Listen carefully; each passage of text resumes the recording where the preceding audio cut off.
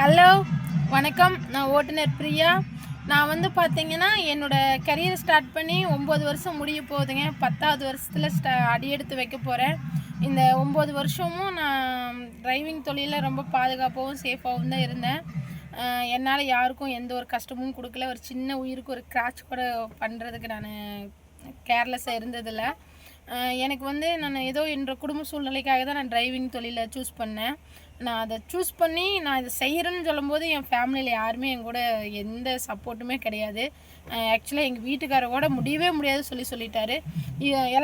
எல்லாம் பயந்தாங்க. நான் வந்து ஸ்டார்ட் பண்ணி 9 வருஷத்துக்கு முன்னாடி அதிகமாக லேடி டிரைவர்ஸில் யாரும் இல்லை.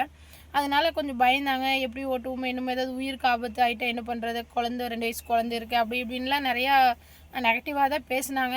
அப்புறம் அதையும் தாண்டி எங்கள் சொந்தக்காரத்தில் ஒரு சில பாயமாருங்களாம் என்ன பண்ணாங்கன்னா, ஐயோ நீ ஃபோன் பண்ணி உன்னை வாடகைக்கு கூப்பிடுவாங்க, அப்படி உன்னை கூட்டிகிட்டு போயிடுவாங்க, உன்னை கொன்னுருவாங்க, காரை பிடுங்கிக்குவாங்க, நல்லது கெட்டது யாருன்னு தெரியாது, குடும்பத்தில் சண்டை வரும், நாளைக்கு அவ்வளோதான், புருஷன் பொண்டாட்டியாக கூட இருக்க மாட்டீங்க, எல்லாம் ஒன்றுக்கு ஒன்று பிரிஞ்சு போயிடுவீங்க, அது இதுன்னு என்னென்னமோ சொன்னாங்க.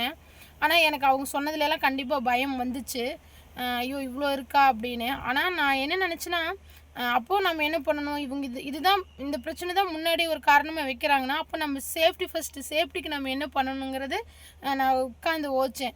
அப்போ நான் யோசிக்கும் போது தான் எனக்கு தோணுச்சு, இந்த மாதிரி எந்த ஒரு அசம்பாவிதமும் இல்லாமல் தான் நம்ம ஒரு தொழிலுக்குள்ளே வரணும். அப்படின்னா நம்ம நல்லா யோசித்து 4 நல்லவங்களோட தான் பழகணும்.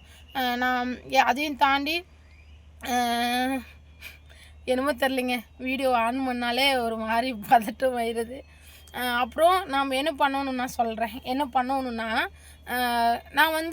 நான் இருக்கிறது ஒரு ரெசிடென்சி ஏரியா. அதில் வந்து நானே ஒரு கணக்கு போட்டேன். நான் இருக்கிற என்ற வீட்டில் இருந்துங்க லெஃப்டில் ஒரு 10 வீதி, ரைட்டில் ஒரு 10 வீதி, அதில் அந்த மாதிரி இருக்கிறவங்களுக்கெல்லாம் போய் விசிட்டிங் கார்டு கொடுக்கவும், நான் இந்த மாதிரி ஓட்டுவேங்க, இந்த மாதிரி சொல்லி அவங்க கூட பழகுவோம். அவங்க மூலிமா அவங்களோட அக்கா தங்கச்சிங்க, அண்ணன் தம்பிங்க, அவங்க கசின் சொந்தக்காரங்க அப்படிங்கிற அவங்களோட இதில் என்னை சுற்றி ஒரு சர்க்குலேஷன் உருவாக்குனேன். எதுக்காகனா, அப்போ தானே நம்மளுக்கு பயம் இல்லாமல் யாருக்கு கூப்பிட்டாலும் போக முடியும்.